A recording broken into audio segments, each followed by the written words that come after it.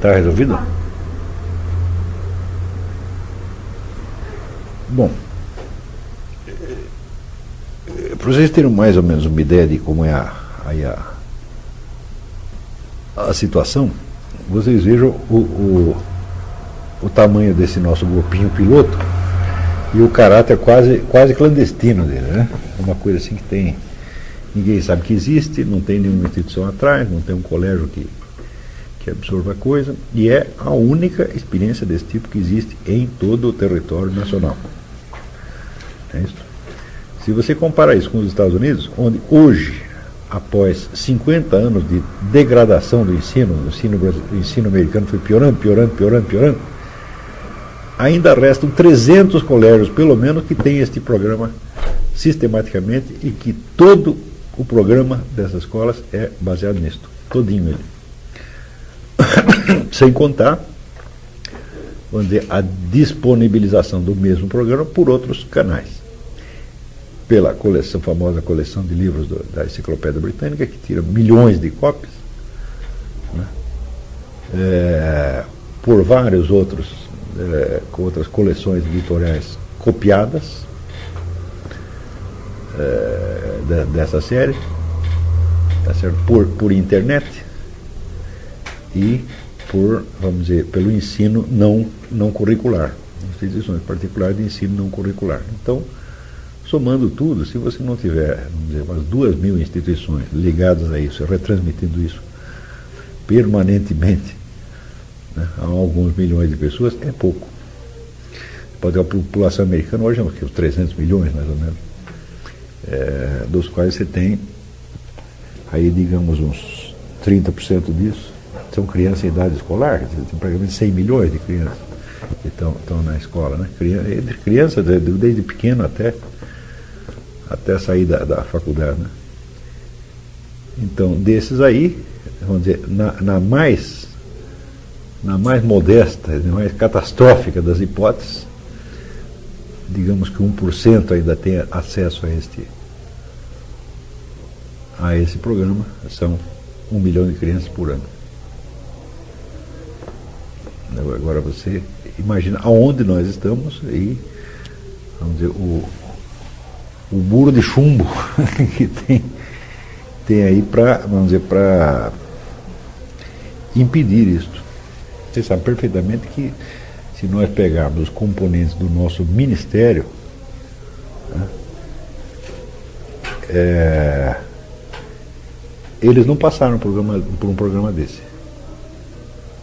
Eles não têm, vamos dizer, essa compreensão aprofundada de leitura que eles estão adquirindo. Então, isso é uma curiosidade, saber como que é feito nos Estados Unidos? A prática, a dinâmica. Não, você tem muitos colégios em que o programa inteiro é baseado nisso. Nós aqui ainda não estamos realizando o programa, nós estamos fazendo, vamos dizer, um piloto. Tá certo? E nós começamos com a parte literária, isso porque, vamos dizer, eu adaptei o programa do Adler. Eu fiquei 20 anos pensando nisso e como teria que ser feito, né? Então eu não adotei o programa do Adler, assim, intacto. Eu introduzi nele uma série de modificações. Uma delas é que eu tenho certeza que a educação literária e artística deve preceder as outras, ela não deve ser simultânea. Você deve começar muitos anos antes, com uma educação voltada apenas às funções de memória e imaginação. Tá certo? Sem você forçar as funções de raciocínio, de cálculo, etc. Então, por isso que nós estamos com a parte literária. Mas, nesses colégios, o programa inteiro é na base da leitura dos clássicos. Então, você vai aprender todas as disciplinas, dizer, pela sua evolução histórica. E se você vai começar a estudar geometria, você vai começar lendo livros de Euclides, e você vai terminar com os livros de Riemann e outros, entendeu? Então, isso quer dizer que você tem a perfeita compreensão do chamado status questiones, o estado da questão. Quer dizer, qual foi a evolução das pesquisas, a evolução dos debates, por que está assim? É claro que nenhum sujeito que não conheça o status questiones, em qualquer área do conhecimento, é capaz de dar um próximo passo na evolução da pesquisa. Porque se você não conhece a evolução das investigações, você vai cair de novo em erros já superados, você vai reinventar a roda, Está entendendo? Que seria uma perda de esforço monumental. Por exemplo, um sujeito que se mete, por exemplo, sei lá, estudar química, mas ele só conhece a química atual, que está no manual. Ele não conhece a evolução da disciplina.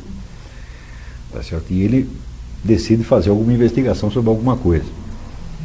Você imagina o número, vamos dizer, de erros já superados ao longo da história, que ele pode repetir de novo. É monstruoso. Tá certo? Então, um pesquisador sério mesmo, ele tem que conhecer o status questiones. Quer dizer, como é que se chegou, como é que, não apenas o estado presente da disciplina, mas como se chegou ali.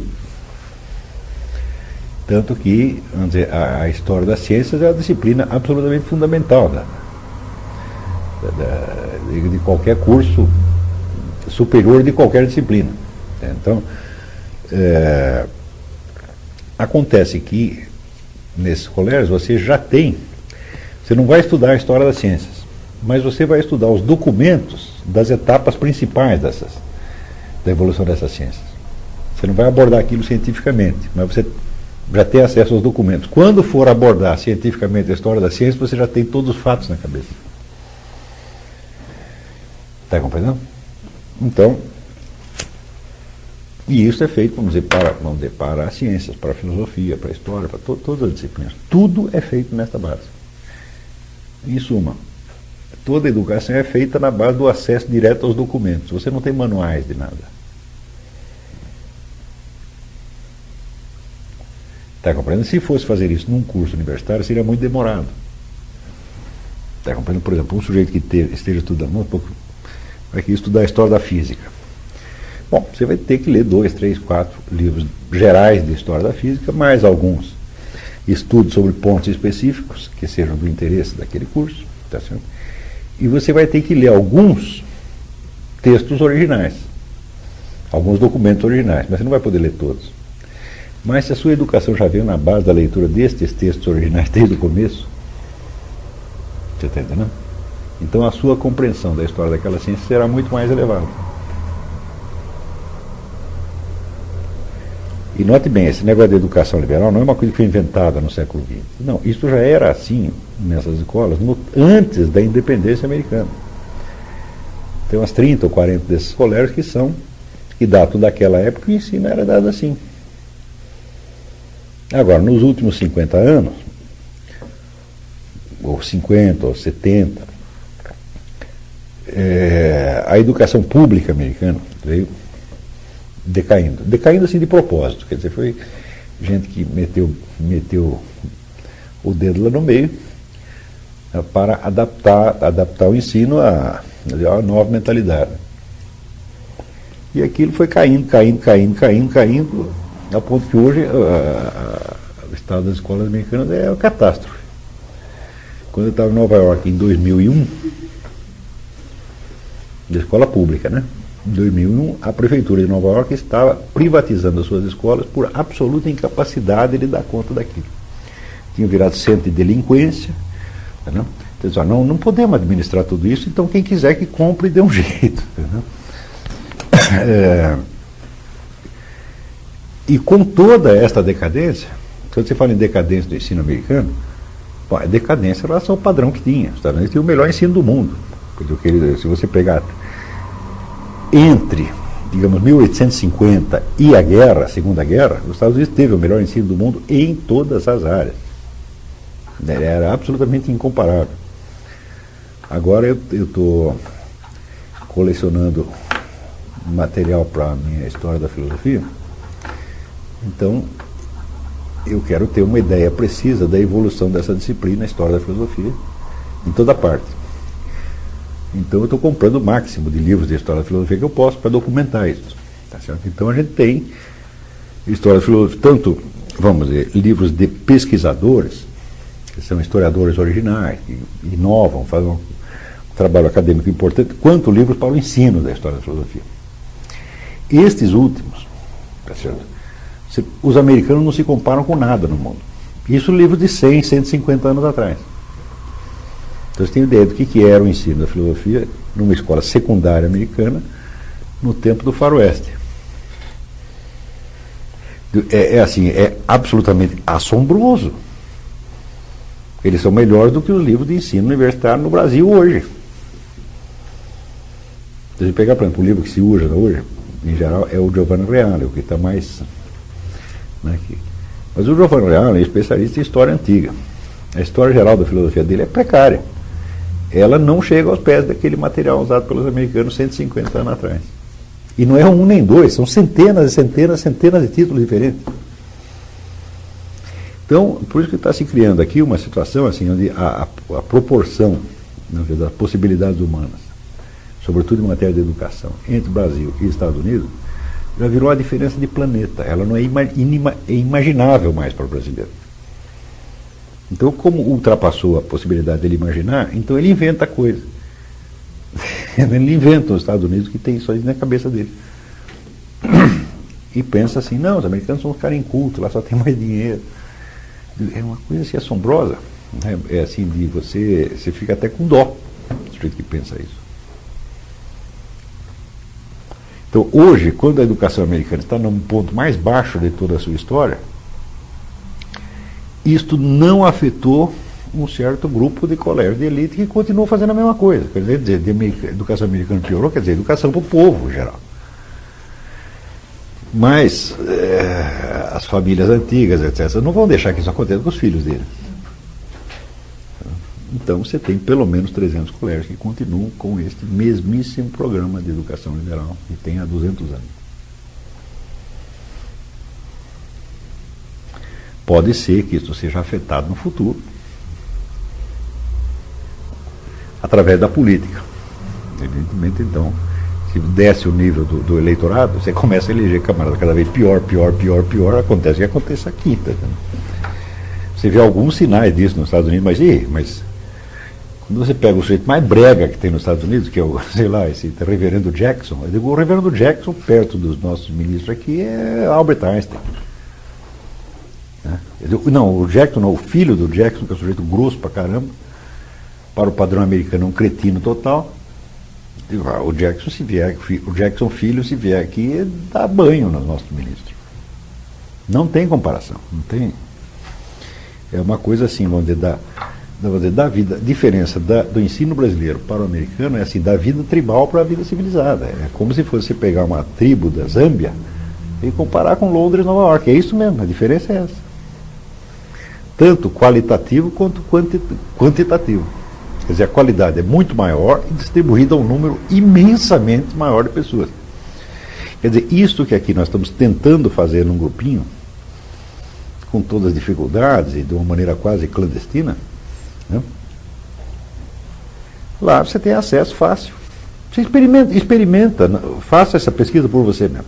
Você vai na internet, pega o Google e põe Liberal Education. Você vai ver a lista dos colégios. Daí você vai ver o programa de cada um. É cada um mais impressionante que o outro.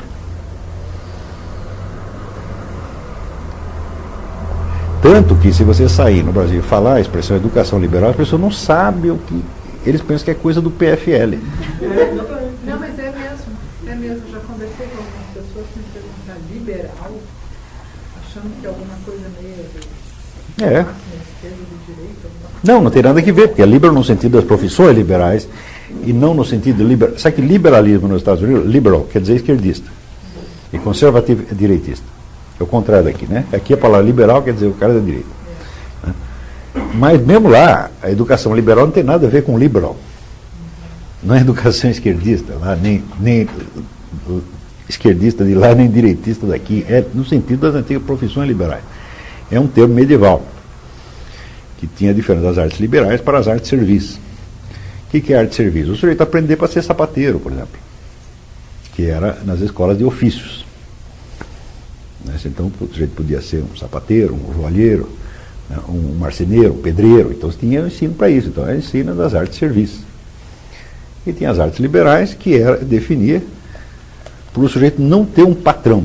Não ter um patrão e, portanto, ele não ter um salário. Porque como é que chama o pagamento de advogado? Honorários. Por que honorário? Porque não é um salário, ele não é seu empregado. Tá certo? Você não está pagando para ele fazer isso. É um reconhecimento da posição social que o sujeito ocupa. Então você vai, como se fosse uma contribuição livre. Na hora que inventaram tabela de honorários, então quer dizer que já o advogado está querendo ser empregado. E com o tempo se torna empregado mesmo. Quer dizer, uma arte liberal se torna uma arte servil. Ela vai se degradando. Tá certo? Mas a origem remota dela é isso aí. Porque, por exemplo, que você tem na medicina, você tem o juramento de Hipócrates. Você não pode se recusar a atender o cliente que não tem dinheiro para pagar. Agora, você imagina se um pedreiro fosse obrigado a assentar tijolo para quem não vai pagar nada. É absurdo, né?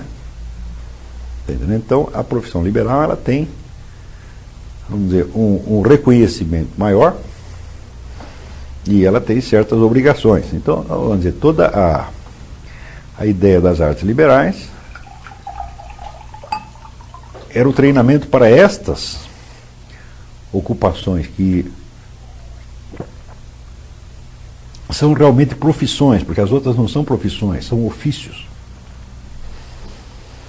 Profissão quer dizer uma coisa que o sujeito professa. Portanto, que ele está exercendo aquilo porque ele professa, vamos dizer, um código que é da profissão, um código moral, e ele atende aquilo. Rapaz, que no ofício não, o sujeito está simplesmente trabalhando por necessidade. Essas noções, elas ainda estão, vamos dizer, no fundo da sociedade humana. A sociedade humana ainda funciona assim, embora as pessoas não saibam. Tanto que você, por exemplo, se você bate na porta de um médico às 3 horas da manhã para atender sem dinheiro, e ele não te atender, você vai achar muito ruim, você vai ficar ofendido. Mas você não vai ficar ofendido se a sua empregada doméstica não trabalhar mais, se você não tiver dinheiro para pagar. Se eu não tenho dinheiro, eu vou embora, pô. Você está entendendo por quê? Porque ela está num ofício, não numa profissão. Ela não professou fazer aquilo, você está entendendo? Ela só está fazendo porque ela precisa e em troca de um salário. Quer dizer, a reação humana normal não é essa? Então isso foi, vamos dizer, aprendido ao longo do tempo pela transmissão de códigos morais na civilização.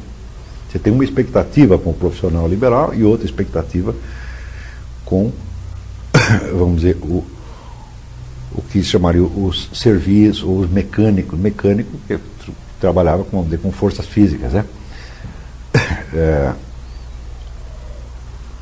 Você não vai levar o seu sapato no sapateiro para consertar e querer que ele conserte por dever profissional, sem você precisar pagá-lo. Não é isso? Tanto que você vê que muitos dos trabalhos oferecidos pelas profissões liberais, muitos deles são subsidiados por governos. Se você é preso e não tem dinheiro para pagar um advogado, o governo te dá um advogado. Você entende o sentido da profissão liberal? Então, no caso, o governo que está assumindo o ônus, mas o profissional também tem que assumir. Então, essa é a origem vamos dizer, das artes liberais na Idade Média. Na verdade, vinha muito antes da Idade Média. E esse é o sentido da educação liberal. Era assim 1000 anos atrás e é a mesmíssima coisa hoje. Por exemplo, se o sujeito for um poeta, ele só vai escrever poemas se pagarem para ele?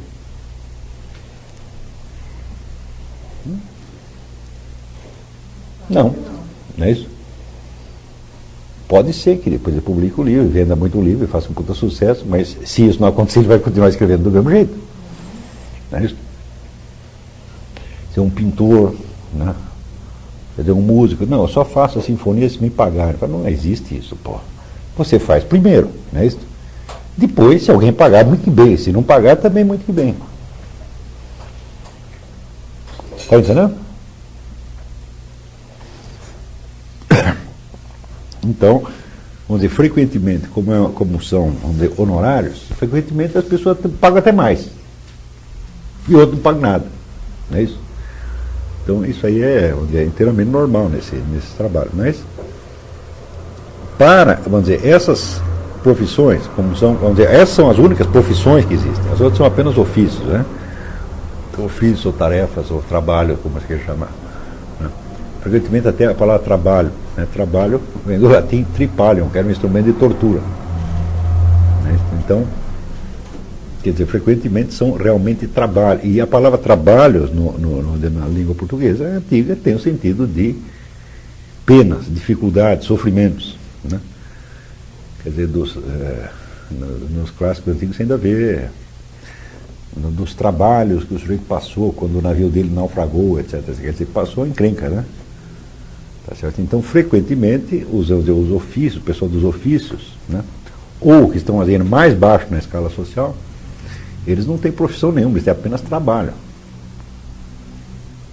Quer dizer, é um destino, evidentemente, inferior e que ninguém deve desejar. Isso a gente cai lá, às vezes, porque está azarado. Né? Mas também é importante que as pessoas que se dedicam a profissões liberais, que elas tenham a noção do que é a verdadeira natureza da sua profissão, para elas não se sujeitarem, vamos dizer, a ser tratado como empregado. Porque se você mesmo não tem consciência da dignidade do seu trabalho, a sociedade de volta é que não vai ter. Então, por exemplo, quando eu eu entrei na profissão jornalística, o horário de trabalho jornalístico era 5 horas. Considerando que é uma das tarefas mais cansativas do universo, quer dizer, que só quem trabalhou no jornal que tem ideia do que é aquilo, 5 horas ali vale por 15. Né? E daí algumas empresas começaram primeiro a pagar horas extras para que as pessoas ficassem a mais. Daí os cretinos do jornalismo inventaram um negócio, não, isso passa a ser 8 horas e esta hora extra é incorporada no salário. O que aconteceu? Deterioração progressiva do salário e deterioração da profissão. Eu fui o único sujeito contra e tentei explicar isso para as pessoas. Falei, vocês vão se arrepender amargamente disso aí. Né?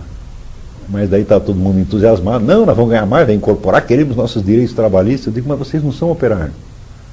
Quer dizer, você está se proletarizando voluntariamente. Tá certo? E, naturalmente, as firmas vão tirar proveito disso. E de fato, tiraram. Você perdeu as 5 horas, perdeu uma série de regalias que tinha. Naquele momento ganhou um pouquinho mais, mas ao longo do tempo deteriorou. E do mesmo modo, de advogado, médico. Né? Então, um diploma de médico, o que vale? Não vale nada. Vale mais se ter uma boa oficina mecânica. Claro que dentro desta profissão já proletarizada, você terá sempre uma elite, 2 ou 3 caras, que tem uma posição melhor. Por que eles têm uma posição melhor? Porque eles têm um emprego melhor? Não, porque tem um reconhecimento social. Reconhece que ele é um médico melhor, então vão nele. Entendeu? Então, estes que estão bem, ainda têm profissão no sentido liberal antigo. Eles não têm salário, eles têm um reconhecimento social. Está compreendendo? Agora, por exemplo, se você pegar o melhor médico de cada área, né? Então, a maior parte deles, eles têm lá a sua clínica pessoal, o seu meio pessoal de sustento, e prestam alguns serviços para o governo, que são gratuitos. Então, o meu cunhado também trabalhou num tempo ele era da equipe do Zerbini, né? Então, o Zerbini é sem dúvida o melhor cirurgião cardíaco que tinha. Então, ele ganhava o dinheiro que ele queria na clínica dele, mas metade do dia ele trabalhava para o hospital da clínica. O pessoal, então você quer ser operado pelo Zerbini, ou você paga um montão de dinheiro, ou você entra na fila do hospital da clínica. Você tinha os 2 jeitos.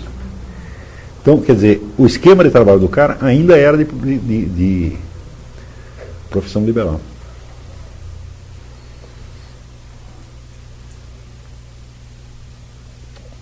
E, naturalmente, vamos dizer, as profissões liberais têm um outro aspecto que diz de respeito mais diretamente a esse ensino, que é o fato de que, não sendo pura formação para um ofício, implica um certo domínio que o sujeito tenha, onde dá a cultura geral da sociedade dele. Quer dizer, não basta ele saber fazer aquela tarefa, ele precisa saber onde ele está. E qual é, onde ele está na sociedade, entendeu? Onde ele está na sociedade, na história, na cultura, etc. Senão não vai fazer aquilo direito.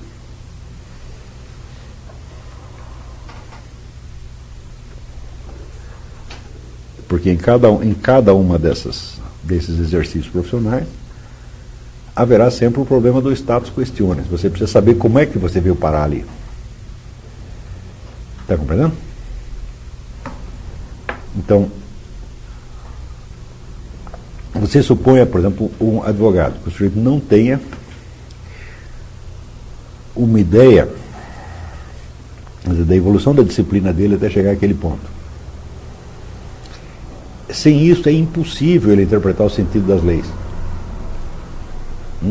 Porque toda lei atualmente existente veio em substituição a uma lei anterior por algum motivo. Então tem o famoso problema do intuito do legislador. Qual é o sentido da lei? O que quer dizer isso aqui? Tem um jeito de saber, você tem que saber a história da coisa. Agora, também já estão proletarizando. Como é que eles estão proletarizando? Estão inventando um novo sistema de interpretação das leis, no qual você não depende de saber qual foi o intuito do legislador. Quer dizer, você não precisa compreender o texto. Você tem uma interpretação padrão que é colocada no computador. Digo, você entende por que tem advogado trabalhando de garçom?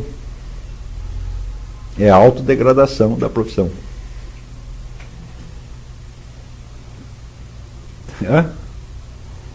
E isso acontece, vamos dizer, sempre que você adapta uma profissão para ela poder, vamos dizer, absorver pessoas de mais baixo nível cultural, você acaba com a profissão. Você diminui a exigência. Eu também quero ser advogado. Todo mundo quer ser. Tá bom, meu filho, você vê aí, nós inventamos uma advocacia para débeis mentais. Todo mundo fica contente, só o proletário fica contente, porque eu trabalhei minha vida inteira, agora meu filho vai ser advogado, ele vai ser advogado para ganhar menos que você. O país está cheio de, vamos dizer, jovens advogados que vivem, vamos dizer, do dinheiro do seu pai, mecânico, sapateiro, soldado. Então isso é uma advertência também, não aceitar a proletarização da profissão. Mas eu sei que isso aí é inútil falar, porque é um processo quase, no Brasil é quase irreversível. As pessoas caem que nem uns patinhos. Tá vendo? Como o prejuízo não é imediato, ele vem, leva uns 15, 20 anos para aparecer. Quando acontece, as pessoas não lembram mais como é que começaram. Começa a reclamar, não, o salário da nossa profissão tão baixo, etc, etc. Mas foi vocês que fizeram isso, não é que os outros estão pagando pouco. Vocês mesmo mudaram a estrutura da profissão e ela desceu de nível.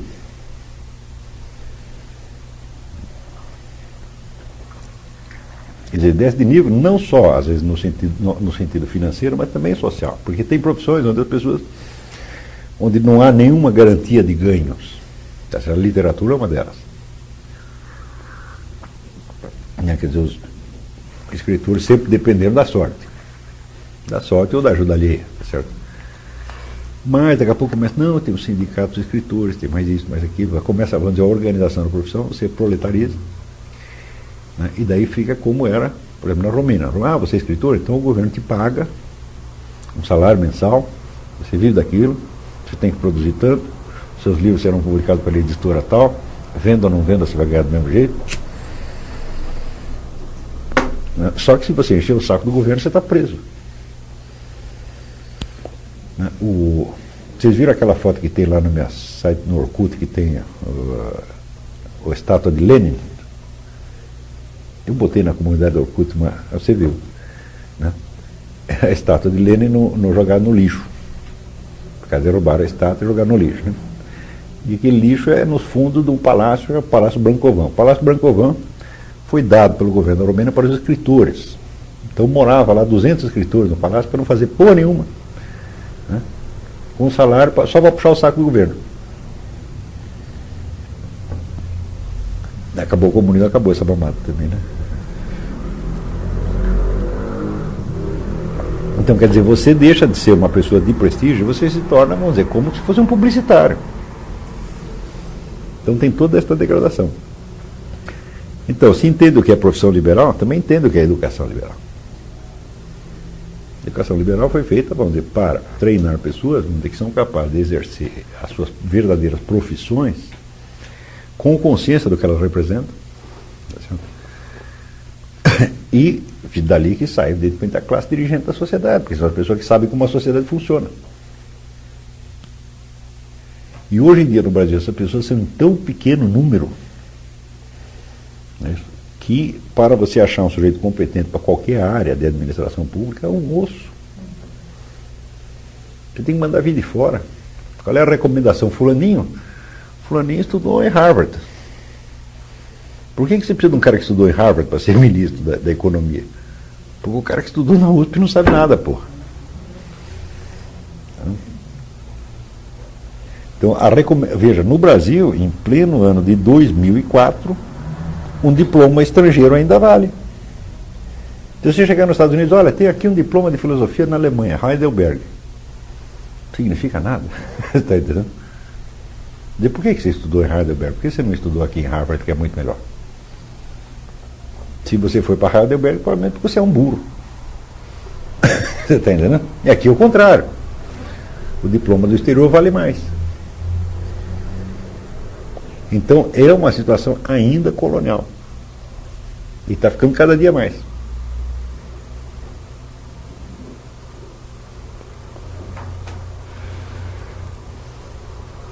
Então, também, é claro, por exemplo, só por esses livros que vocês leram, vocês já têm uma experiência humana que é superior à dos seus professores. Então, alcança um nível de maturidade humana, de compreensão da vida. Porque a literatura é isso, né?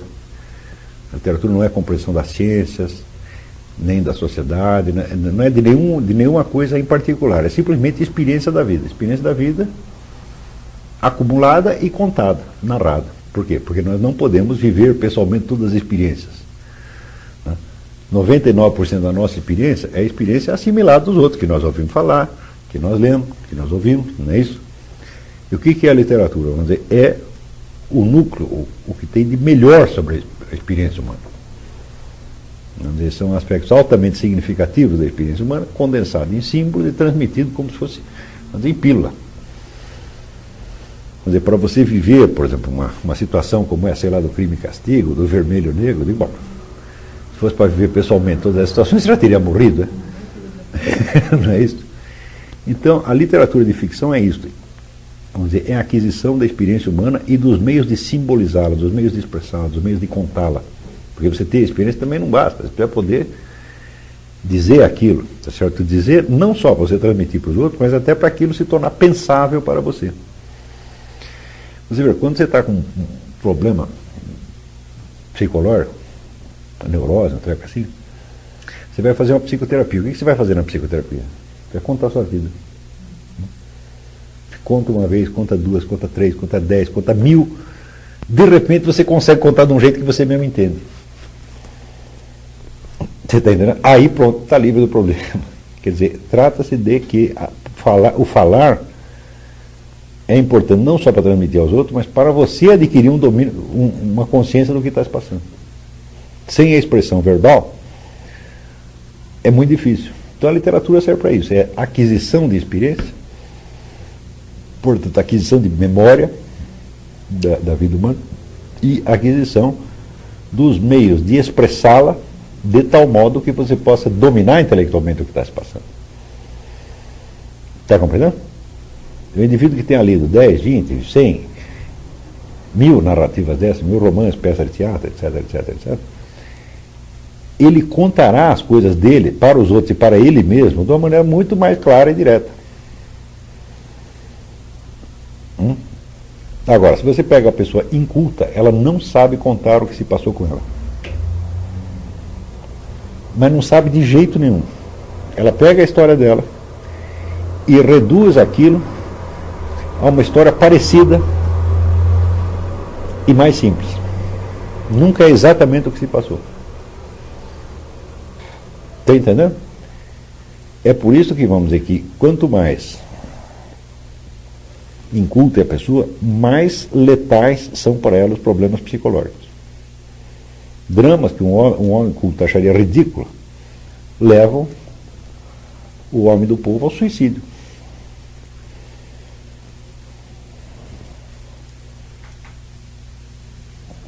Porque, por exemplo, os crimes passionais são em muito maior número nas classes incultas.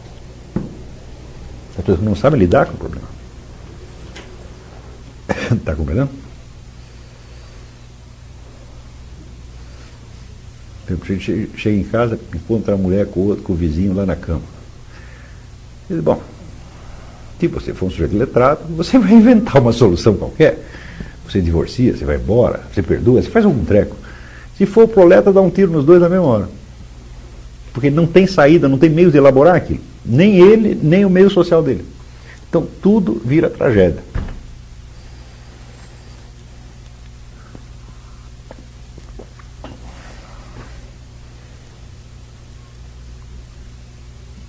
Está entendendo? Quer dizer, quando na nossa psique acontece alguma coisa que nós não entendemos, então nós evidentemente perdemos o controle da nossa vida. Nós não estamos mais com a rédea na mão.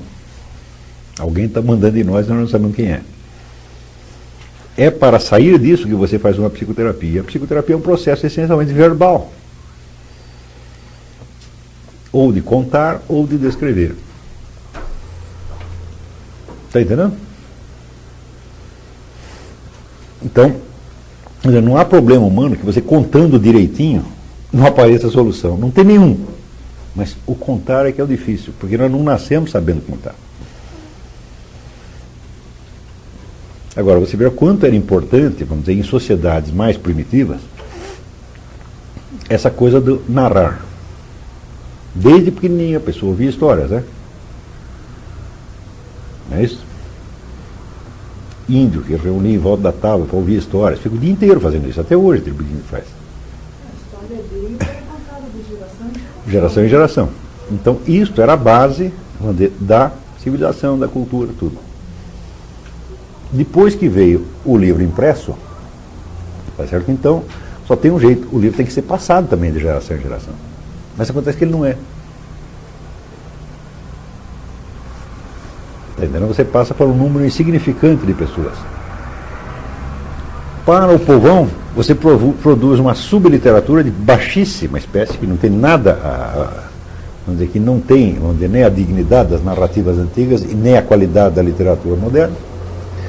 Tá certo? Que passa só estereótipo, e que, como é um negócio repetitivo, vai contar 5 ou 6 modelitos, sempre os mesmos, tá entendendo? E cada indivíduo que receba aquilo vai equacionar a sua própria vida, a sua própria narrativa naqueles esqueminhas. Se sair daquilo, ele está ferrado. Quer dizer, esse fenômeno da subliteratura que é criado no mundo moderno é uma coisa que as sociedades antigas não conheciam. Tá? Quer dizer, nós criamos um tipo de barbárie que não existia entre os índios. Tá? Então, aqueles que podem escapar disso e adquirir uma cultura superior, falam, bom, tem uma sorte danada.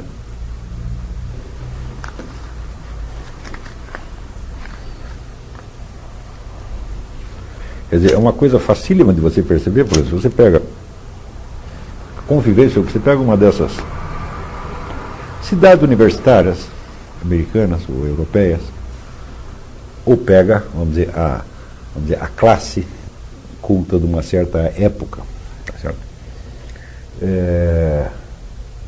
E pergunta ali, no meio dessas pessoas, quantas se suicidaram, quantas cometeram crimes, tá certo? Quantas tiveram sua vida destruída? O número é mínimo.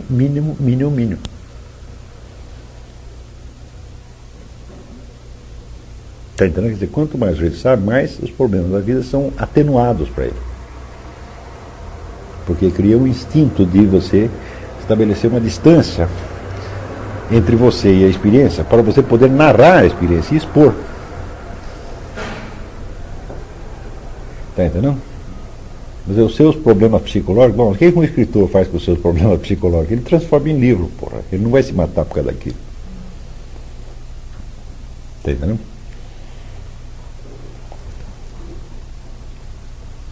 E, no entanto, hoje você tem, vamos dizer, entre o que o povão lê e o que as pessoas cultas leem, a diferença é incomensurável.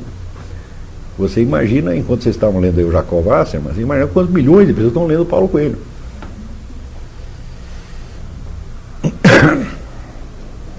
Paulo Coelho, ou o Código da Vinci, alguma besteira dessas, né?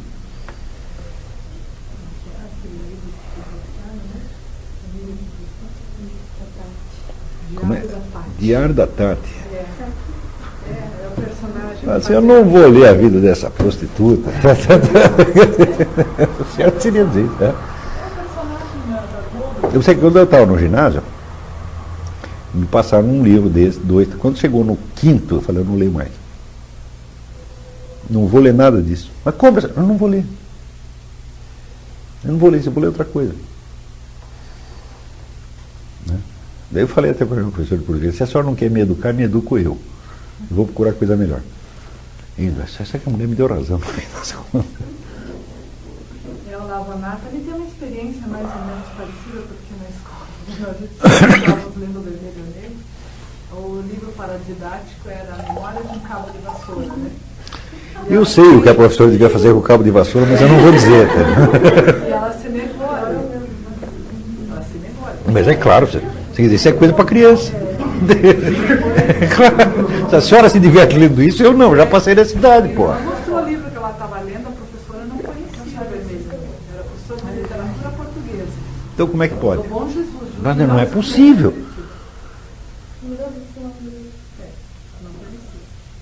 Ué, agora você pega assim, na Europa, você pega algum moleque de 15 anos que não conhece o Vermelho Negro. Fala, não tem.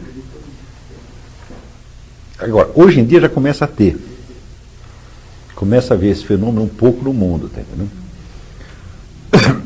Então, assim, num bairro proletário, então pode ser, mas família de classe alta não vai ter isso, não, pô. Existe, vamos dizer, uma degradação da educação que é um pouco proposital.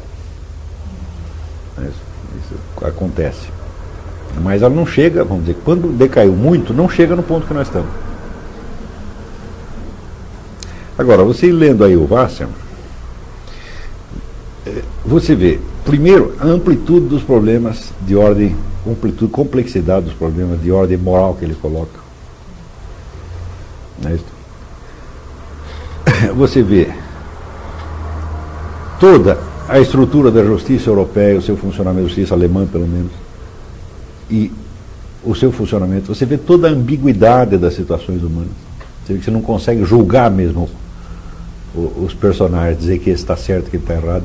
Termina o livro, você ainda não sabe se o Etzel teve razão de fazer aquilo que ele fez ou não. Não é isso? E vocês verão na continuação que a coisa é ainda mais complicada. O que houve aí? O que houve aí? Não, é resumo de livro. Hã? Resumo de livro que eu estava mostrando. Porque é o que vocês leem hoje, né? Resumo de livro. É porque eu não tenho vocês para ler o livro inteiro. Agora, digo, você pega o Jacob Wasserman, vê se você pode resumir essa história. Você pode resumir, só que ela não vai querer dizer mais nada. A coisa tem que ser contada daquele jeito para ter o significado que tem. Contar de um outro jeito significa outra coisa. Não é isso? Quer dizer, o que vai marcar justamente a obra literária é a dificuldade de você dizê-la de uma outra maneira. Tá certo? Por quê? Porque ele não está falando, vamos dizer, de leis científicas ou de teorias filosóficas, que tem milhões de maneiras de você explicar. Ele está falando de um conjunto de experiências humanas, tá certo? Que, se você disser de outro jeito, é outra experiência humana. Você sabe perfeitamente que, vamos dizer, numa conversa, né, você sabe que uma palavra que a pessoa use às vezes denota toda uma interpretação que ela está fazendo da situação. Não é isso? Quer dizer, daí você diz, por que você disse isso? Não é isso? Então, né, hoje apareceu uma menina que entrou no Orkut lá e fez, ficou minha amiga eletrônica, né? Daí eu disse, não, eu estou muito contente de conversar com você. Eu escrevi, né? Eu estaria contente de conversar com qualquer um. Disse, por que você está contente? Né? A mulher já achou que eu estava lisonjeando. Na verdade, estava mesmo. Eu digo, agora como é que eu faço? Eu disse, não, eu falei só para forma, só para agradar, porque eu nem te conheço, nem sei quem você é, para mim você é um idiota. Quer dizer isso, porra. Não podia dizer. Né? Também dizer, não, te adoro, te amo, te admiro, eu também não posso dizer. Então, é uma situação, vamos dizer, onde a escolha das palavras é tudo. Não é isso? Então, se numa situação banal como essa, a escolha das palavras é tão importante, você imagina para transmitir um conjunto desse. E era muito importante nessa história que o sujeito contasse, vamos dizer, toda a problemática da justiça sem ele julgar ninguém. Não é isso? Porque você não pode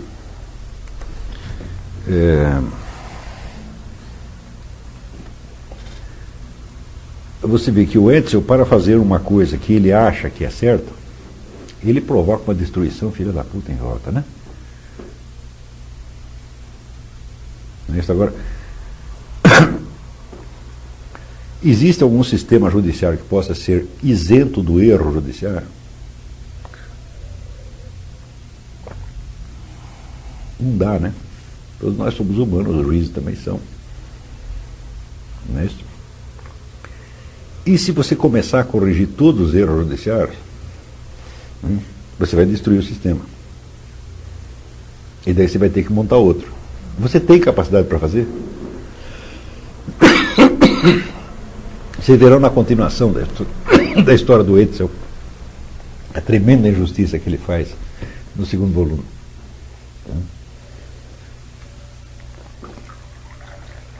Eu não vou adiantar para não estragar a história. Mas isto vai, quer dizer, complicando. E de repente você vê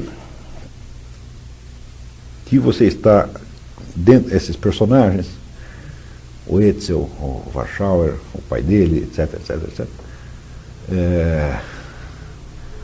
Estão todos metidos numa crise civilizacional. É uma trama é uma trama tão complicada, onde ninguém pode fazer o que é certo.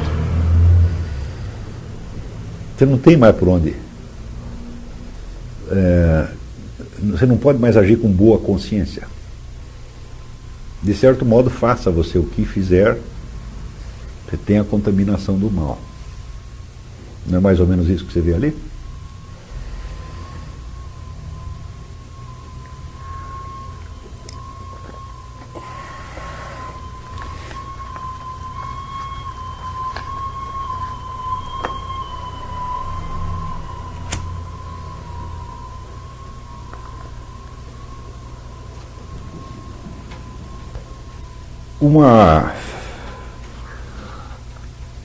Eu acho que a coisa mais importante nesse livro do Wasserman, você vê que os personagens dele não são tão claros e tão definidos quanto, por exemplo, os do Dostoiévski.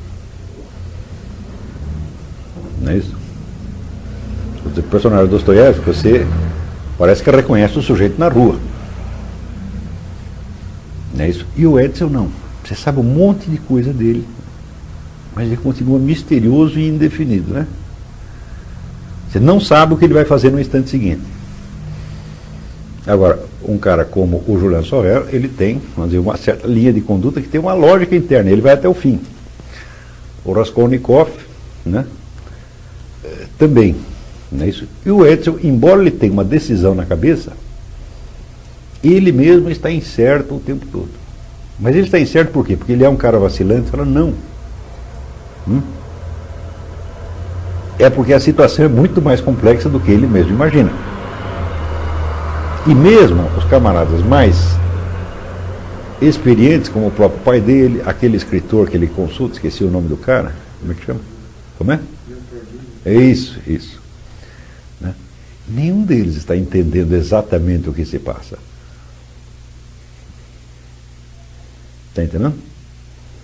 Então você vê qual é o grande personagem ali. Espera aí, não... Todos os personagens, eles são, vamos dizer, meio hesitantes e meio vacilantes no meio da coisa. O grande personagem é a situação. E essa situação é o quê?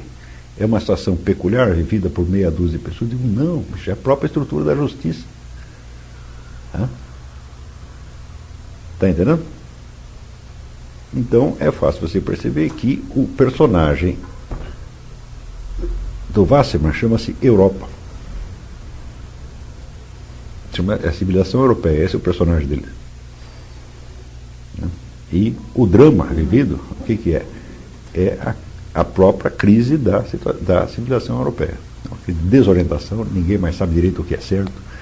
Estão todos tentando, mas ninguém sabe exatamente a que se ater. Tá certo? E neste, como em outro romance dele, você vê que o tempo todo dá a impressão de que vai acontecer uma catástrofe. Vocês chegaram a sentir isso? Não, vai acontecer uma grande merda, não é isso? Eu digo, bom, a merda nunca acontece nos livros dele, mas aconteceu logo em seguida. O que veio? A Segunda Guerra, o nazismo, né? Você vê que isso vai acabar mal. No segundo livro, que se chama Ezio Andergast, a coisa pior ainda. Você fica o tempo todo, pô, isso vai acabar mal, isso vai acabar mal, isso vai acabar mal. E não acaba. Porque não é a vida daqueles indivíduos, são todos nós estamos no meio dessa confusão. Então, você vê que isto é uma das coisas mais difíceis que você tem de transmitir. Quer dizer, você sente, de fato, vamos dizer, a história coletiva se movendo por trás daqueles personagens. Ela não aparece diretamente, mas você sente que ela está atrás.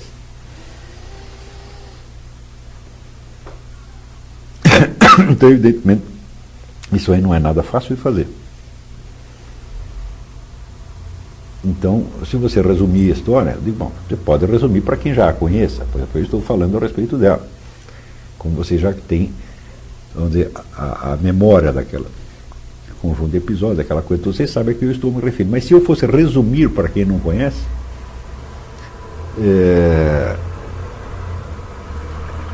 eu conseguiria recriar com as minhas próprias palavras essa sensação, vamos dizer, de uma coisa complexa e sinistra que está por trás de tudo e que nunca aparece? Não conseguiria fazer. É a história de uma fantasmagoria, dá a impressão que tem um demônio assim atrás de tudo, né? Que está movendo. Mas o demônio também não aparece, e não tem nome de demônio, você não sabe nem se é um demônio, que raio de coisa é, mas que tem algum treco por trás. Alguma coisa maligna tem.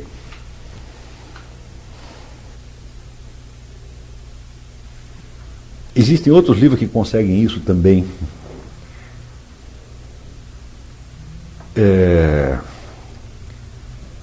E que, curiosamente, na Alemanha, muitos livros escritos nessa época têm isso. Só que ou é de uma maneira muito sutil, que você mal percebe, uns leitores percebem, outros não, parece que no Wassermann não, aquela coisa está onipresente, aquela coisa, vamos dizer, tenebrosa, está onipresente. Tá certo? Você tem, por exemplo, a Montanha Mágica, do Thomas Mann, né? Mas é um livro onde, para ele dar esta ideia, vamos dizer, da ligação da vida pessoal com o destino coletivo, ele tem que usar um conjunto de referências culturais muito grandes. Nomes de livros que você talvez não tenha lido, nomes de lugares, etc, etc. Então, fica um livro dificílimo de ler e chato. E também onde a técnica narrativa do Thomas Mann é muito lenta, as coisas demoram para acontecer, tá entendendo? Então, você só lê aquilo mesmo se você tiver a fim de descobrir aquilo. Mas o Wassermann não. Na Montanha Mágica, a Montanha Mágica é um asilo de tuberculosos ricos, tá certo? Onde naquele asilo você tem, vamos dizer, uma espécie de resumo da Europa. Só que você vai percebendo isso muito aos poucos, né? E chega um ponto culminante, vamos dizer, em que o neguinho está vendo a a radiografia do pulmão dele no raio-x e aparece como se fosse o mapa da Europa. Entendeu? Aí falou, bom, aí fechou o negócio. Tá certo? Mas é uma ligação intelectual que você faz. E no Wassermann não é. No Wassermann, esta atmosfera geral, né, de que todos estão correndo perigo, você vê desde a primeira página. Aquele negócio daquele, onde você tem um homem que está cercando a casa, você não sabe que coisa que é, né? Você não sabe se é um assassino, você não sabe que, no fim não é assassino, ele é a vítima. Tá certo?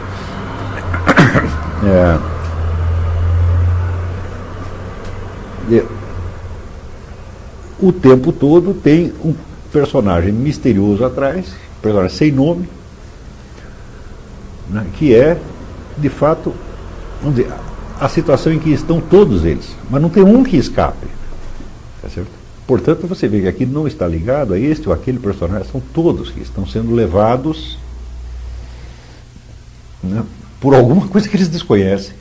E que pior, o romancista também desconhece.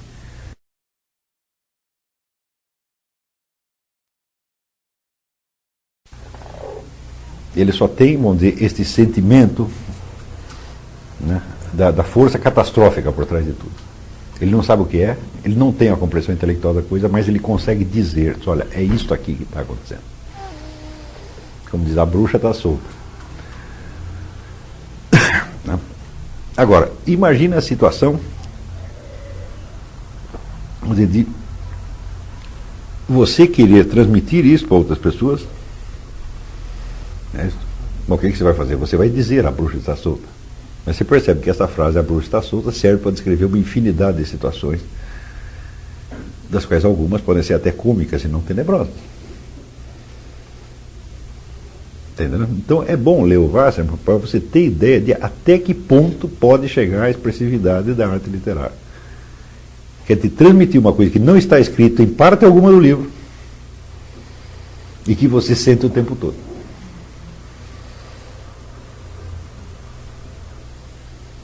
Está entendendo? Vocês têm alguma dúvida específica sobre este livro? Não? Sim. No livro Silêncio Inocente, você escreve que o Maurício é uma narrativa iniciática, né? Ele sozinho não. Sozinho não. Sozinho não. Ele é uma etapa, sem dúvida. O mestre é aquele que o mestre depois, né? Não tem mestre nenhum. O mestre é a situação mesmo, entendeu? Você tem ali uma sucessão de pessoas que são importantes para o desenvolvimento dele, tá certo? Que em determinados momentos revelam a ele algum aspecto da existência.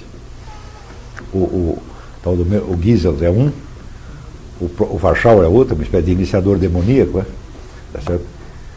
E depois ele vai encontrando outras pessoas, mas nenhum deles é um iniciador. Eles são o que na Índia chamam Upaguru. Upaguru é uma pessoa qualquer cujo encontro facilita para você, vamos dizer, a compreensão de algum mistério.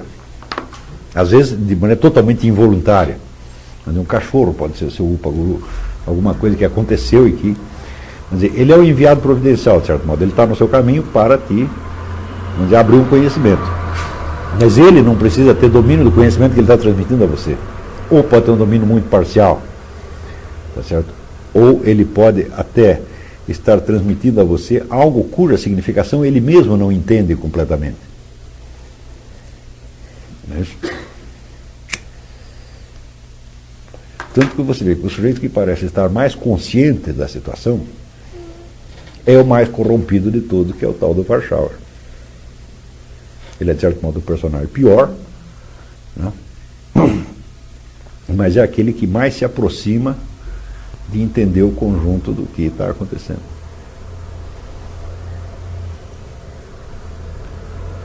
Não é isso? Agora,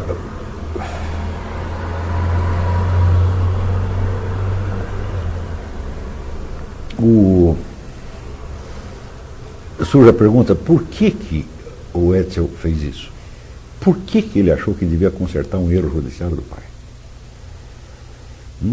Essa pergunta você tem na primeira parte do livro, o livro termina com ela. Você não sabe por que ele fez isso. Porque ele é um adolescente, né? Ficou a dúvida. A dúvida está lá. Não é isso? Então você vê que você não consegue explicar isso pela psicologia pessoal dele. Você não tem dados suficientes para dizer isso. Você só sabe que ele quis fazer isso. Por outro lado, você sabe que o problema existia mesmo. Que havia uma caixa preta ali. Não é isso? Então, este é o dado. Existe uma caixa preta e em algum momento alguém vai querer abrir, porra. Não é isso? Coincidiu de ser o filho do juiz, porra. Podia ter sido outra pessoa.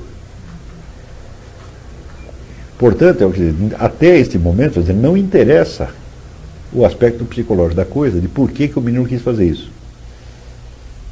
Interessa que é uma situação na qual alguém percebeu que existe um mistério, que existe uma caixa preta, e ele acha que a caixa preta está escondida no passado do pai dele. Mas acontece que isso é só uma caixa preta. O livro depois é cheio de caixas pretas, né? Não é isso? Então, digamos que é uma situação tenebrosa, na qual você desconfia que tem algo escondido que você não está vendo, e você tenta abrir a primeira caixa preta que está à sua disposição. Tá certo? Ela não vai te revelar absolutamente nada, tá certo? E vamos dizer, tudo o que você fez pode ter sido até inútil, você não sabe. Não é isso? Então você vê o tempo todo o indivíduo tentando lidar no seu nível pessoal, familiar, quer dizer, com um enigma que é geral. Não é isso? Quer dizer, você, quando termina o negócio, você fica com o mistério, continua, não continua? Então, quer dizer, o que o Edson resolveu? Não resolveu nada. O que ele descobriu? Não descobriu coisa nenhuma. Agora, ele adquiriu alguma experiência. Ele está, de certo modo, vamos dizer, amadurecido por aquilo. Tá certo? Então, alguma descoberta ali houve.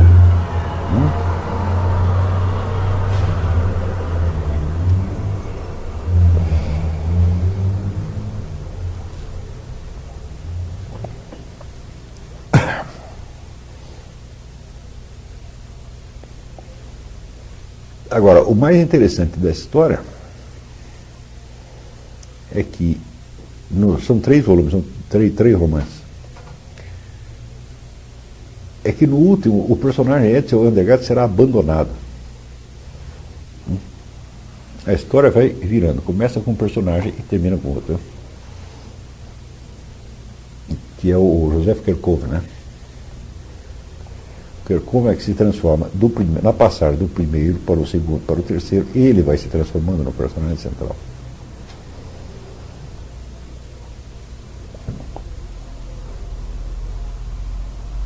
Qual é o título do terceiro? O terceiro chama A Terceira Existência de Joseph Kerkhoven. E o segundo chama Edsel Andergast. É esse que nós vamos ler em seguida.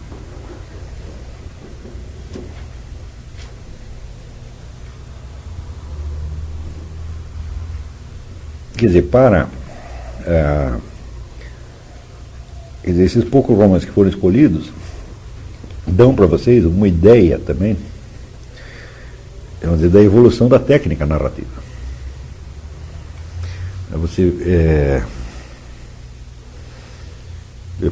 Vocês leram o Otelo, né?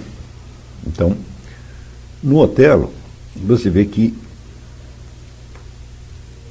o que se faz ali é criar um tipo de personagem, um tipo tão definido, que o destino dele se segue da personalidade dele quase como uma fatalidade.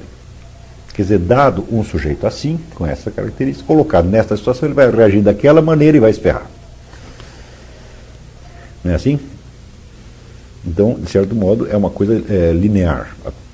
O destino reflete diretamente as limitações do personagem, né?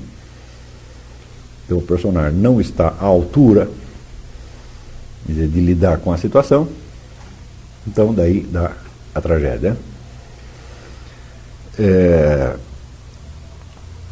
Quando você chega, por exemplo, no Vermelho Negro, você vê que não é assim. Você vê que você não dá para você deduzir da mera personalidade do Julian Sorrell o que vai se passar com ele.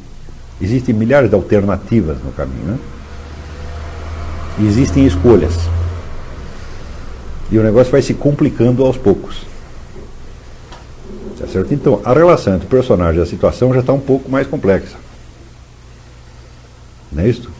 E aí, no caso do Wasserman, você vê que a situação é que impera. Ela é que é o verdadeiro personagem. E se você pensar, qual a relação entre a situação e o desenrolar dela e a personalidade dos indivíduos? Nenhuma. Entendeu?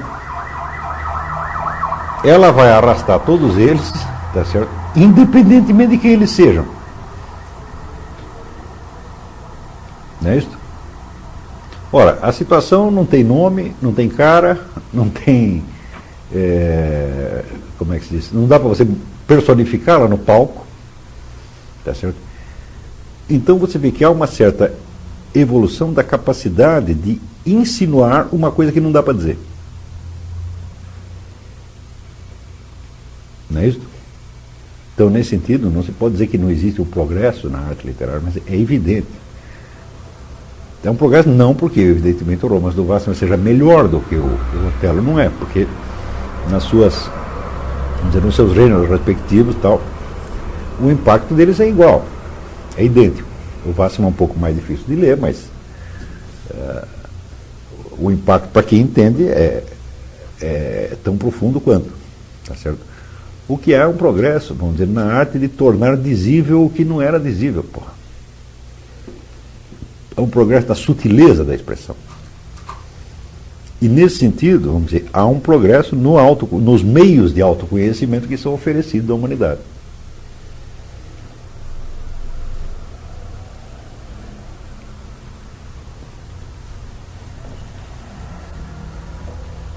Então, quem quer que tenha lido o Wasserman sabe que por trás de todos nós existe um personagem que é, vamos dizer, o próprio processo histórico. As grandes transformações históricas que estão por trás, que você não vê, você não sabe onde elas vêm, tá certo? Mas que estão te arrastando de algum modo. E que podem determinar o seu destino independentemente da sua personalidade. Tanto que você vê que ele não aprofunda a personalidade de nenhum dos personagens. Eles não são tipos assim, bem caracterizados, como o do Dostoiévski. Né? Vocês leram Os Demônios? Leram, né? Então, você vê que nos Demônios também existe o processo histórico, mas você vê claramente quem são os agentes, quem está produzindo a situação. Não é isso? Tem todo um drama humano vivido naquela cidadezinha, mas tem dois camaradas que estão criando a situação toda. Tá certo? Aqui você não vê quem está criando a situação. Ela não tem um agente. Quer dizer, é lógico que teve. Algo está acontecendo em algum lugar. Tá certo? Mas a situação, vamos dizer, o processo histórico aparece para você como fundo de um grupo de vidas pessoais. Só como fundo. Você não sabe onde ele começou, não sabe o que os agentes estão fazendo lá atrás, mas ele está aí. Você não sabe nem quem são os agentes, deve ser um monte deles. Né? Mas, na medida em que ele não coloca os agentes do processo, você vê que você pode dizer que os dois personagens principais ali dos demônios, os dois são realmente demônios, são demoníacos, não é isso?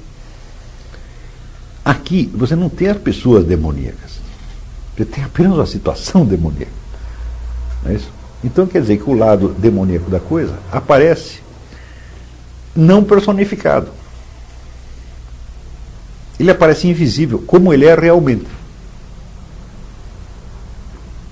Está compreendendo?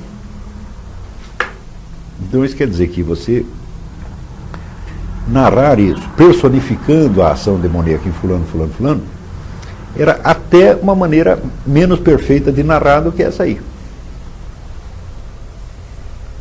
Tá certo? Porque você saber quem é que está montando a sacanagem toda, bom, é um privilégio. Você vê que os personagens dos demônios, eles sabem de onde vem a ação. Os agentes estão ali próximos deles, né?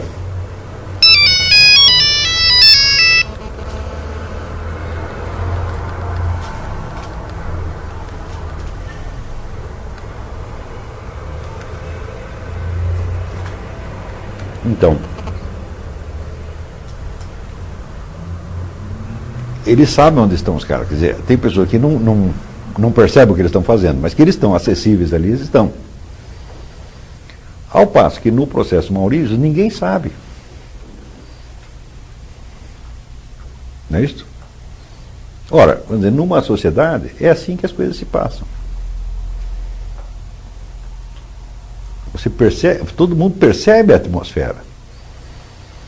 Todo mundo percebe, às vezes, um temor no ar, uma coisa assim, mas você não sabe de onde veio. É isso que o Wasserman conseguiu botar ali. Então, o verdadeiro capeta é invisível. Ele é geral, ele é anônimo.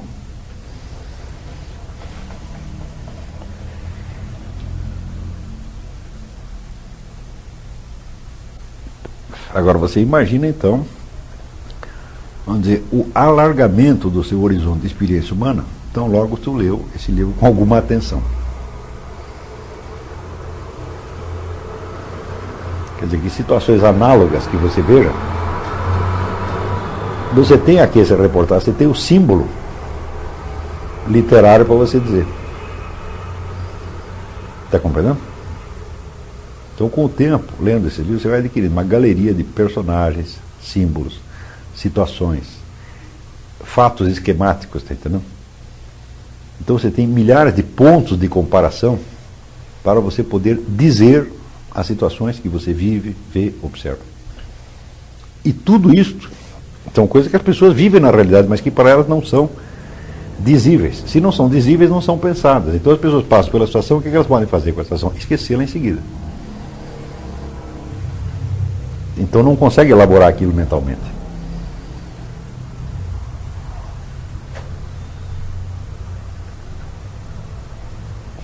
Então, nesse sentido, se tornarão personagens do Jacob Wasserman, porque vão estar vivendo situações que eles não entendem.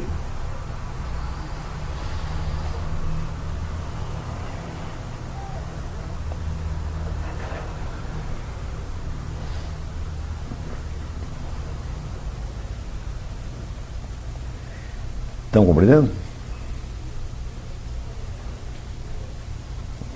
Então, evidentemente que a leitura desses livros é também uma espécie de acesso abreviado à maturidade. Na maturidade da experiência da vida, mas somente a experiência pessoal não adianta nada. O sujeito pode ter vivido 90 anos com a experiência pessoal dele, não vai chegar a conclusão nenhuma, a não ser que seja um gênio. Porque tem um sujeito gênio que não teve instrução. Tá certo? Mas é 1 em 1 bilhão. Tá certo? Então, o cara pode só com a experiência pessoal, ele pode, por imaginação, completar aquilo. Mas isso é raro. Eu nunca vi ninguém assim, eu suponho que existe, deve existir, mas eu nunca vi. Essa história de você achar que o sujeito inculto é um sábio, diga, bom, porque você faz esse julgamento baseado, vamos dizer, num como é que se diz, espécie de favorecimento ilícito que você faz, né? Dele. Quer dizer, você limita tanto as exigências que você faz em cima dele que ele fica até parecendo sábio. Se tirar ele daquela situação, você vê que ele é um cretino.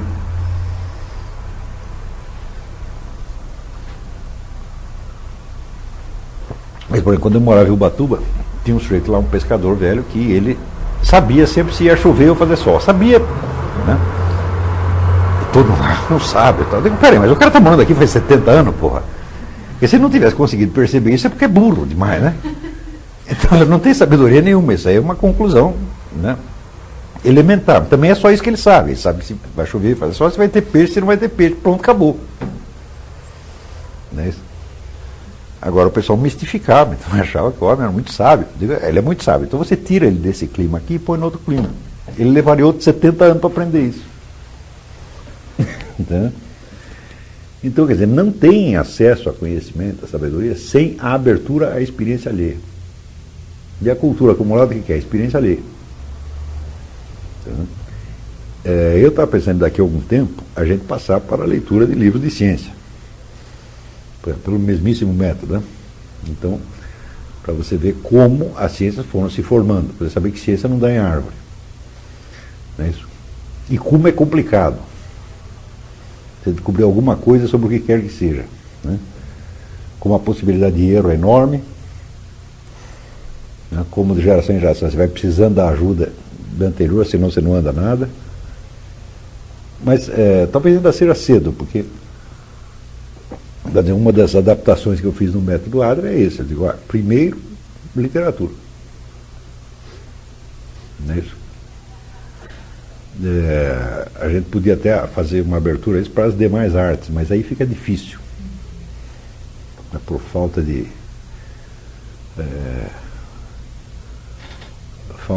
material. Por exemplo, se você pegar uma coisa nas artes plásticas, você precisa de um mostruário enorme de obra de teatro. Eu precisaria ter passado anos coletando slide para isso, então eu não tenho esse material. Eu tenho assim, as coisas que eu vi na minha vida, mas nunca juntei. Então, com a literatura é mais fácil. Mas o certo seria completar, talvez vocês possam completar por vocês mesmos, né?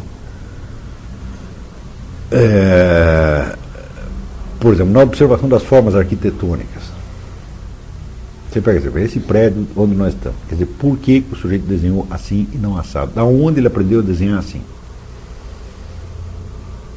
Então, como ninguém nasceu sabendo, o sujeito naturalmente frequentou uma escola de engenharia e de arquitetura, na qual se ensinava assim. Tá certo? Eu digo, bom, mas da onde a escola aprendeu a desenhar assim? Tá certo? Você vai ver que todo e qualquer estilo, todo e qualquer modo de fazer alguma coisa, teve alguém que inventou. E o cara que inventou, ele tinha razões para fazer assim. O seguinte que aprende já pode não saber as razões, ele aprende só a copiar. Então, por baixo de todas as formas que você vê em tudo quanto é lugar, tem a forma do edifício, a forma de uma praça, a forma das letras num cartaz, tá entendendo? A forma do desenho, tudo foi aprendido com alguém, que aprendeu com outro, que aprendeu com outro, que aprendeu com alguém que tinha alguma intenção. É claro que essas intenções se perdem ao longo do tempo, porque vamos dizer, a imitação impensada vai sendo passada de geração em geração. Resultado, quando você vê o formato de uma cidade, o que você está vendo é um aglomerado de intenções esquecidas, que se traduziram em formas. Mas essas intenções esquecidas são o único significado que essas formas têm. Vamos dizer, você conscientemente está vivendo no meio disso sem saber quais são essas intenções. As pessoas que fizeram também não estão sabendo quais são as intenções, mas elas estão lá. Quer dizer, todas as formas de todas as coisas físicas existentes transmitem um significado. Quer o indivíduo que fez aquilo saiba, quer não saiba. Não é isso? Quando você começa a decodificar isso, você pode ver que você tem ali, às vezes, uma trama tão grande de significado que se tornou humanamente incompreensível.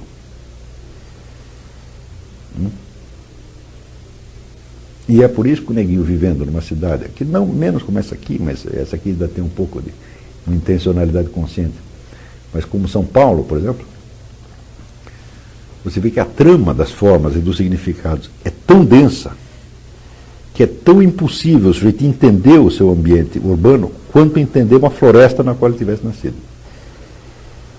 Quer dizer, o negro que vive na floresta amazônica, a floresta amazônica é tão confusa, a multidão de formas mescladas é tão grande, que ela só inspira uma coisa: medo. Mesmo para quem nasceu lá. Você pega uma tribo de índio que está lá há 1000 anos, eles morrem de terror, pânico da floresta. Por quê? Ela não tem forma. É facílimo se perder ali no meio. Essa história de que índio anda muito bem na floresta, não. Numa tribo de índio tem 2 ou 3 caras que conseguem andar uns 10 quilômetros e voltar. O membro comum da tribo não é permitido sair dali, porque ele sai e se perde. Então você tem os especialistas. Né? E por que se perde? Porque a forma da floresta é muito confusa. E pior, ela muda. Conforme chova ou não chova, muda a cara da floresta em poucas semanas. Então, é dizer, nós estamos vivendo no meio do caos. Então, por que as tribos de índios sempre se dispõem em forma circular?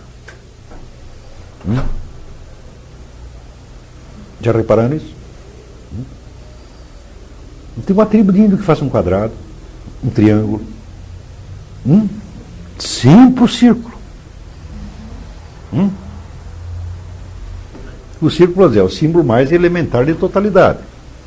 Se você está no meio do caos, o que você faz? Você faz um círculo, porque você inaugurou um mundo ali. Fala, não, o mundo é isso aqui. Isso aqui é o mundo, lá é o caos. Aqui é a terra, ali é o inferno, e o céu está lá em cima. Isso toda a tribo de índios sabe fazer isso, desde que o mundo é mundo. Então, esse senso de defesa do indivíduo contra o meio caótico, defesa mental do indivíduo contra o meio caótico, faz com que ele tente, vamos dizer, criar uma forma organizada que ele possa reconhecer, na qual ele se oriente. Tá certo? Tem que ser bastante esquemática para ser fácil de adquirir. É por isso que, quando você estuda a arte primitiva, você vê quanto mais antiga a arte, mais esquemática ela é. Mais esquemática e geométrica ela é. Está entendendo? Como se o ser humano quisesse se defender do caos do mundo visível, criando uma forma simplificada. Depois que ele está protegido, criou as cidades, etc., etc., ele pode até fazer forma de arte mais complicada, que daí não tem problema. Tá? Então, a defesa contra o caos do ambiente, numa tribo de índio, incumbe a todos os membros. Cada um tem que se defender pessoalmente. Cada um tem que saber que ele pode se perder ali no meio. Não é isso? Numa cidade nós já não temos esse problema. A tarefa de defender as pessoas contra o caos incumbe a classes profissionais determinadas. E você vive ali sem ter que ter essa preocupação.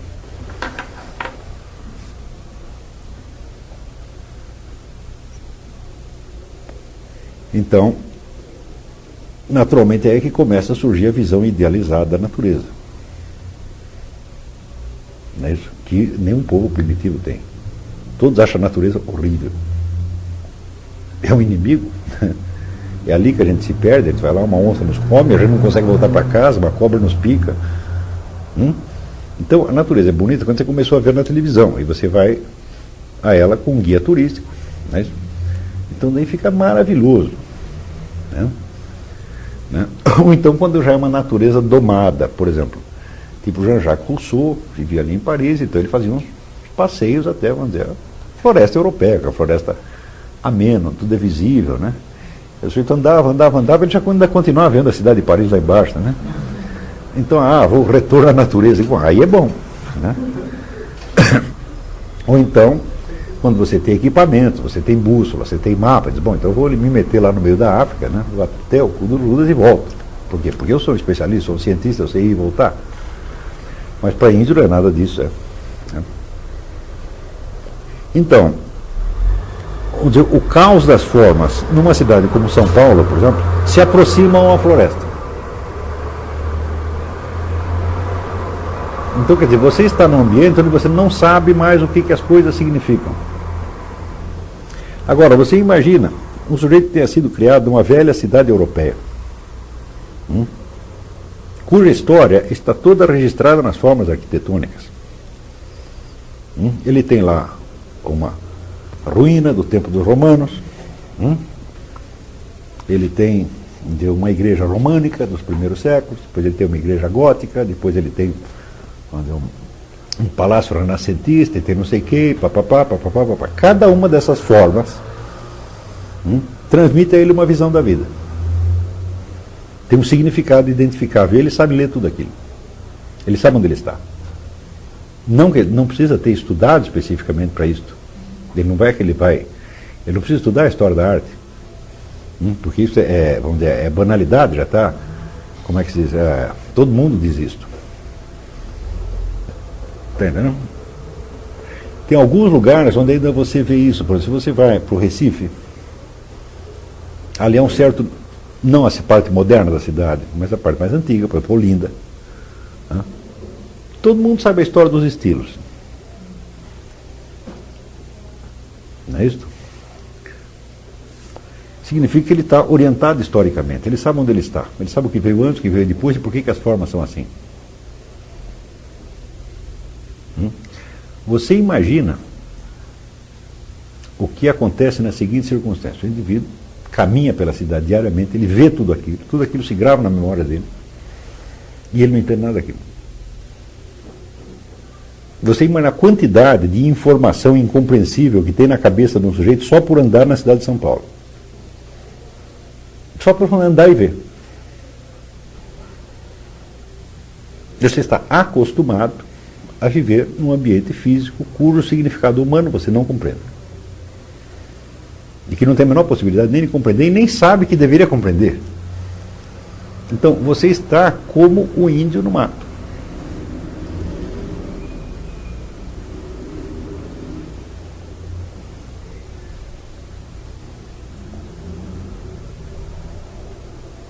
Está entendendo? Então aí é que surge a metáfora da selva de pedra. A selva da cidade, quando surge, é um título do Brecht, né? Selva da cidade. E por que selva? Aqui não era o contrário? Não é lugar organizado? Não é lugar humano? Não, não é mais. Não é mais por quê? Porque os estilos foram se superpondo, as mensagens foram cruzadas e agora elas não significam mais nada. Então, realmente você não sabe onde está. Então surge dentro da cidade um instinto defensivo. Isso antes de disseminar nelas o banditismo e os perigos reais. Você tem um perigo psicológico inerente à cidade. Está entendendo? E, evidentemente, tanto maior quanto mais caótica a cidade.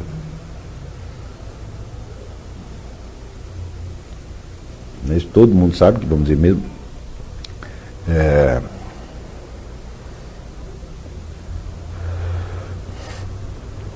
que as cidades do chamado Novo Mundo, ou algumas cidades de países orientais, onde a entrada europeia bagunçou completamente o estilo arquitetônico, são mais sinistras do que cidades da Europa.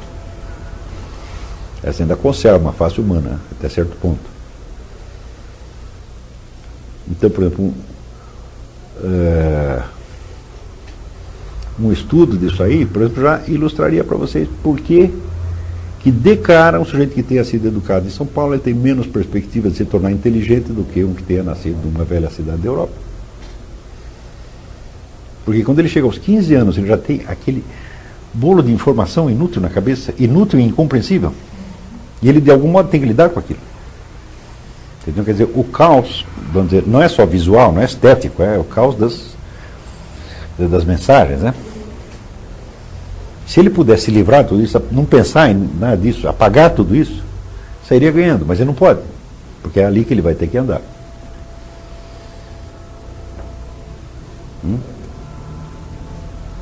Por exemplo, você já parou para pensar o seguinte, o que significam os nomes de ruas? Até uma certa época, os nomes de ruas designavam algo histórico relativo ao local.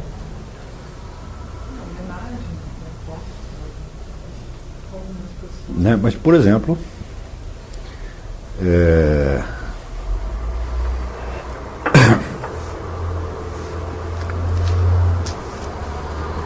em São Paulo tem um lugar que chamava Ladeira do Pix. Você sabe o que é Pix em brincadeira de criança, de esconde-esconde, né? É onde as crianças se escondem. É porque tinha um sujeito lá que abrigava o escravo fugido. Né? E que ele se chamava Pix.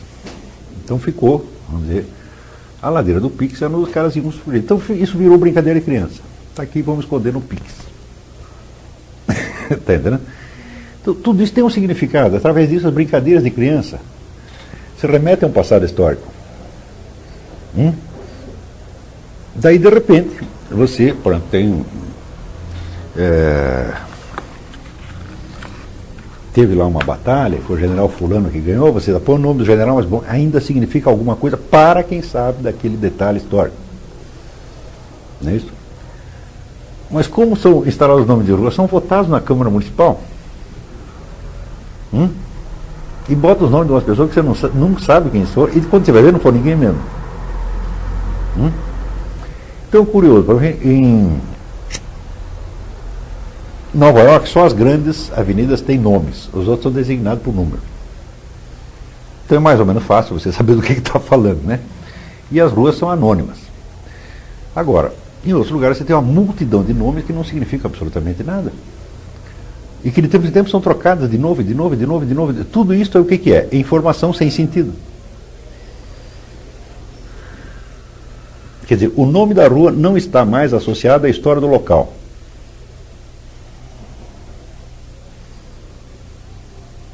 Entendeu? Quer dizer, uma informação que não tem, vamos dizer, um significado referente a alguma coisa concreta, ela tem que ser gravada na memória sem um recurso mnemônico que associe uma coisa a outra. Não tem associação. Então, o que significa? Os lugares não têm mais significação humana nenhuma. Está entendendo? Por exemplo, se você vai em Olinda, você vê que tem lá o mercado de escravo. E tem o garotinho que conta a história do lugar, etc, etc, etc. Geralmente, esse garotinho é um descendente de escravo. Então, pelo menos isso ele sabe. Fala, olha, a gente estava assim, eram vendidos aqui, agora já dá para contar a história. Algo significa, é uma história de merda, mas é uma história, você tenta, né?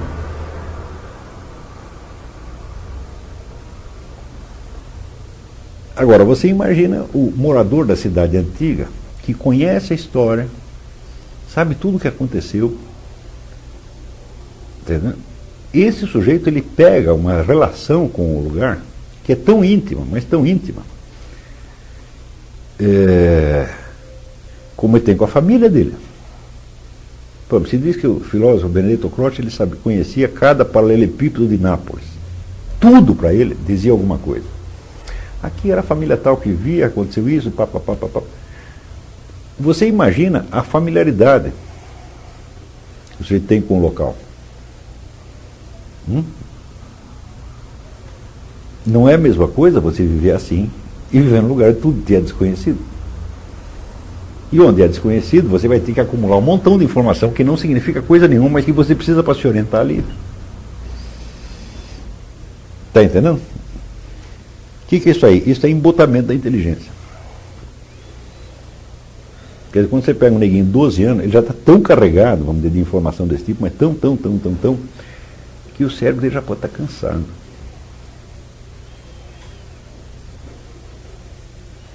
Eu não conheço pessoal mais cansado do que paulista. Eu já dei curso no Brasil inteiro.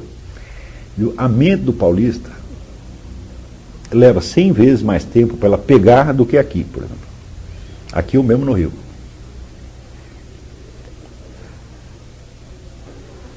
Às vezes o pessoal pensa que é só por causa da dificuldade de locomoção, uma coisa assim, mas não é, isso não bastaria para explicar.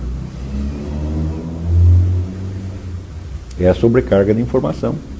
Inútil, informação não articulável, você está entendendo? E cria um problema. Claro, só de saber disso, só de receber esta informação que eu estou dando, já melhora um pouco.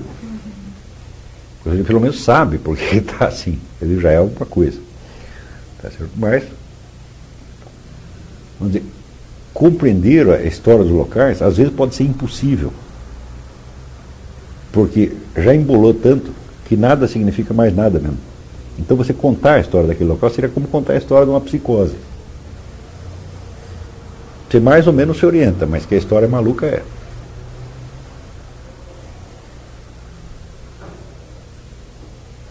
Então é fácil você entender por que, por exemplo, que todo e qualquer europeu, ele é muito mais sólido do que qualquer brasileiro. Ele sabe de onde veio.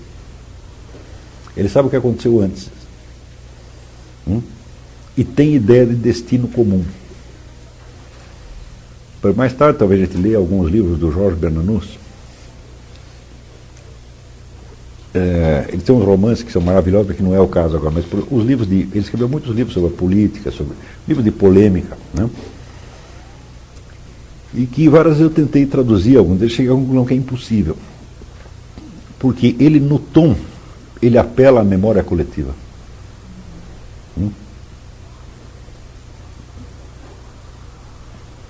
São milhões de evocações, às vezes numa página tem 20, 30, de coisas que foram vividas em comum por 2 ou 3 ou 4 gerações de franceses e que eles lembram. Eles têm aquele problema. Eu tenho referência daquilo, você está entendendo? Então eles sabem onde estão. Aqui no Brasil é impossível você achar isso, porque as pessoas não têm memória da semana passada. Não há experiências vividas em comum. O que significa para vocês, por exemplo, a Guerra do Paraguai? Significa porra nenhuma. Vocês não participaram, você não tem merda nenhuma a ver com aquilo. Né? Não sabe o que foi, é só uma coisa que está no livro escolar.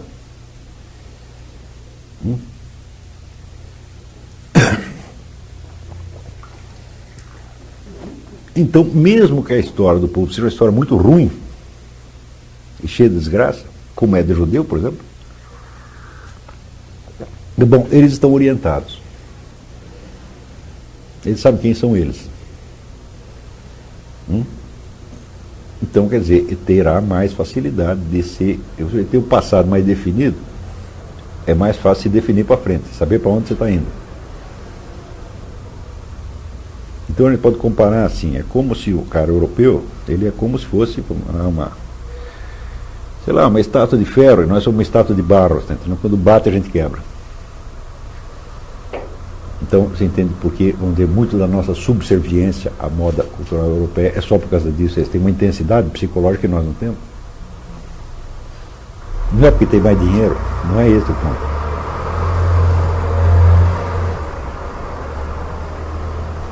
Você vê, por exemplo, agora está tendo campanha eleitoral nos Estados Unidos. Os Estados Unidos são um país relativamente novo. Mas os pontos de referência que aparecem na campanha, quais são? São tradições políticas americanas. Cada um está se esforçando para ficar mais parecido com Thomas Jefferson, né? Ele é o Thomas Jefferson, ele é o Washington, etc, etc. Isso significa alguma coisa para eles.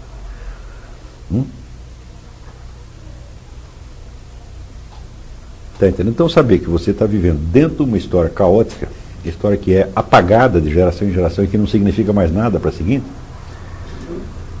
pensa um pouco nisso.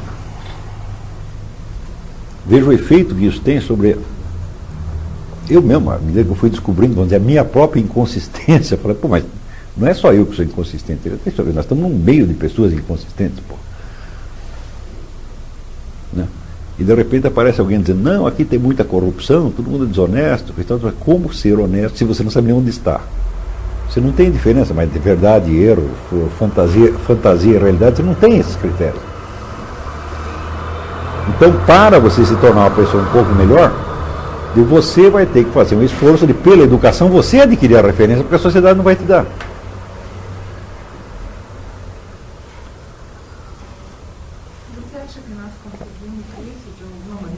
Não, individualmente sim, individualmente quem quer isso, tá? Isso nunca é impossível. Só que à medida que você progredir nisso, você vai ficar cada vez mais dó das pessoas em volta e não vai poder fazer nada.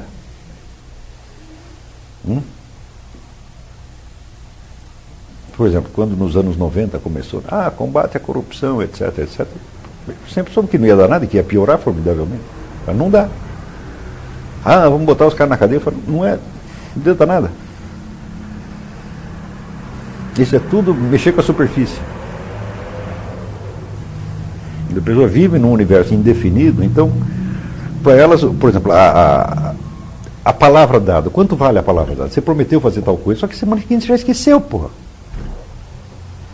Não é isso? Um símbolo disso, vamos dizer, o Macunaíma. Talvez vai ter um livro interessante para ele ler. Eu não acho um livro bom, tá certo? Porque é apenas um conjunto de piadas, tá entendendo? Mas tem algumas que são muito boas. Nessa hora que o sujeito Macunaíma está trepando com a dona, e de repente ele fica olhando para o vazio, assim, para e... Daí ela diz, como é? Ele diz, esqueci.